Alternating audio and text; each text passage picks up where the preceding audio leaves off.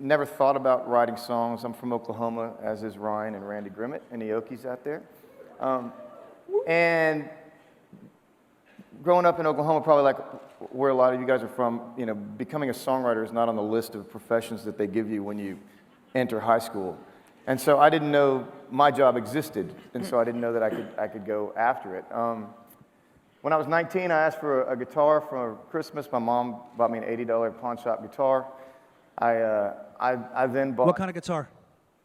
It was called a Lincoln.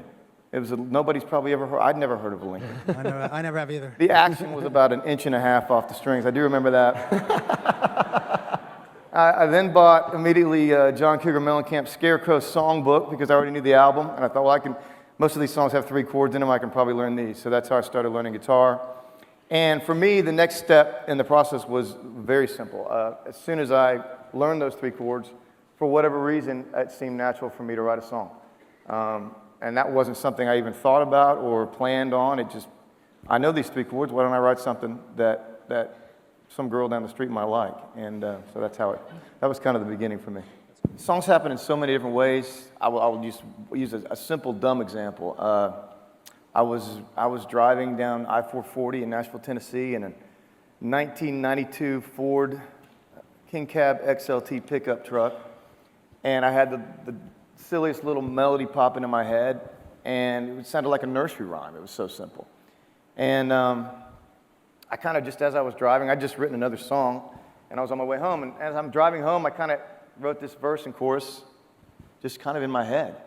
And happened to have a session the next day to record a bunch of songs. Anyway, I got home, and my wife was there, and I said, is this just the silliest thing you've ever heard in your life? Is this just...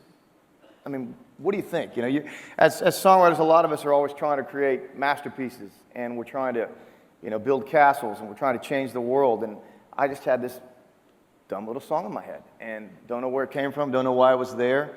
But she said, you know, I think it's kind of cute.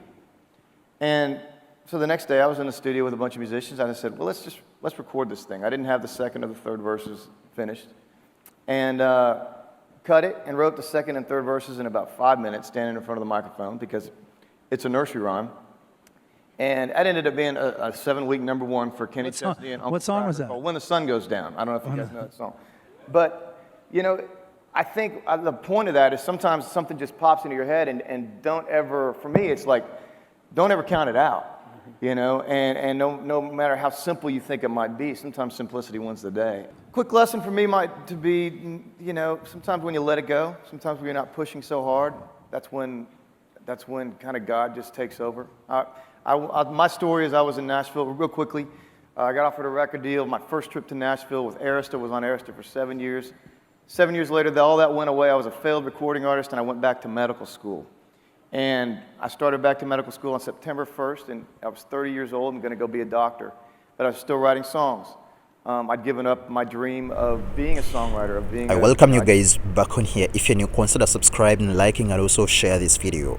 So it's really very devastating. The legendary man of God, the artist, singer, songwriter, Brett James Cornelius, the Grammy Award-winning songwriter, known professionally as Brett James, was unalived in a plane incident that was on Thursday, September 18th. According to the reports that are coming out, he was 57 years old. Man, it's really very heartbreaking to hear the news. You know, a man who has been really very healthy, very strong, to hear the news that he has passed away is really very heartbreaking in such a very tough way. Local news outlets reported that a small aircraft registered to Brett Cornelius of Brentwood, Tennessee, crashed outside, the Franklin, North Carolina. That was on Thursday afternoon. And according to, I was looking through some of the information that was coming out from FlightAware data, it indicates that the Cirrus SR22T took off from John C. Tune Airport, that is in Nashville, at around 12:41 p.m. Then before it crashed in North Carolina.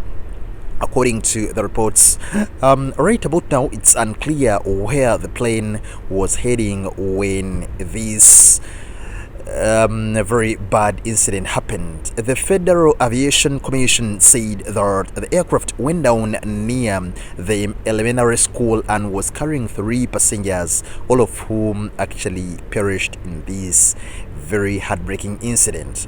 Identities of other individuals who were on board have not been identified yet, but what we read about now is that Brett James actually passed away. He's a man who is highly regarded within country music, and of course he's renowned for his songwriting skills, and he was inducted even into the Nashville Songwriters Hall of Fame. That was in 2020.